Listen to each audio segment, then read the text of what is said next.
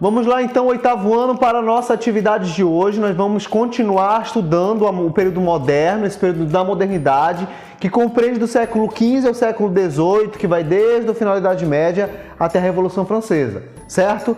Só que neste momento nós vamos falar então da formação dos Estados Nacionais, tá bom? Então, vamos ao nosso conteúdo? Vamos então começar falando da formação de Portugal. Sobre os Estados Nacionais, a gente vai falar como o Reino de Portugal se formou. Sobre Portugal, na Europa, Portugal foi pioneiro na formação de um Estado centralizado, ou seja, onde os poderes se concentram na mão de uma figura, que no caso o rei, ele governa, tudo parte dele, certo? A formação de Portugal está relacionada às lutas entre cristãos e muçulmanos, os mouros, pelo controle da Península Ibérica. Durante esse processo, o rei de Leão e Castela contou com a ajuda de nobres cristãos, como Dom Henrique Borgonha, de origem francesa, em troca do apoio oferecido por Henrique e seus comandados ao reino de Leão e Castela. Ele, no caso Henrique, recebeu as terras do condado de Portucalense em 1096. O condado de Portucalense é o local, geograficamente, é o ambiente onde Portugal se formará, tudo bem? Assim, Henrique se tornou vassalo, nobre com dever de obediência e fidelidade ao rei de Leão e Castela. Agora vamos falar da formação da Espanha. A formação da Espanha está relacionada às guerras de reconquista e ao casamento do príncipe Fernando e da princesa Isabel em 1469.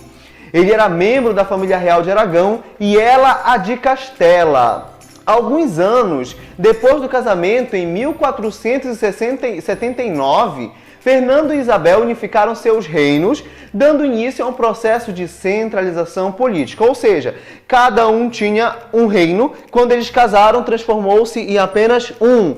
E eles centralizaram todo o governo nas mãos deles dois, certo?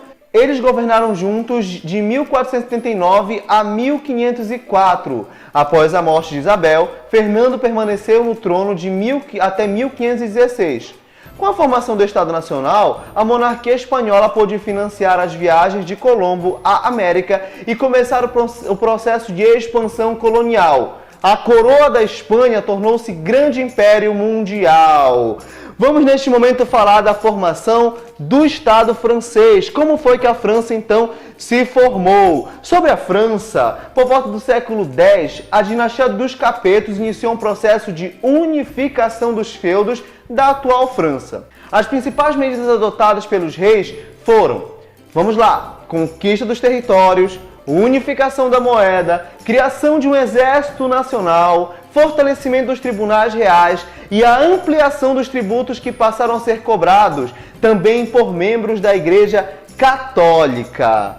Foi, porém, durante a Guerra dos 100 Anos, que foi de 37 a 53, de 1337 a 1453, entre França e Inglaterra, que cresceu o sentimento nacional francês durante os 116 anos. O poder da nobreza feudal se enfraqueceu, aumentando a centralização do poder do rei.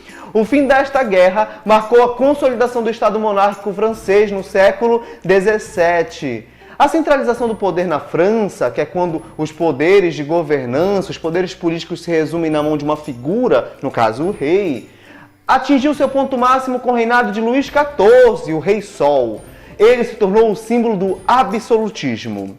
Vamos então à formação da Inglaterra, como se formou então o Estado Nacional Inglês. Sobre a Inglaterra, no século XI, Guilherme, Duque da Normandia, região da atual França, conquistou a Inglaterra, assumiu o trono, mudou a capital do país para Londres e proibiu as guerras entre a nobreza. Com ele, teve início um processo de centralização política. Posteriormente, reis da dinastia Plantageneta, fundada por Henrique II, adotaram medidas que impulsionaram a formação do Estado Nacional Inglês.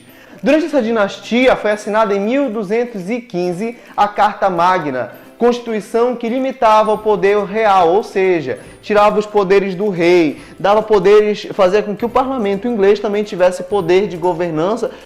Além disso, a burguesia conquistou o direito de participar do parlamento e ocorreu a Guerra dos 100 Anos. A Carta Magna e o Parlamento estão na origem da monarquia inglesa, que continua a existir até os dias de hoje.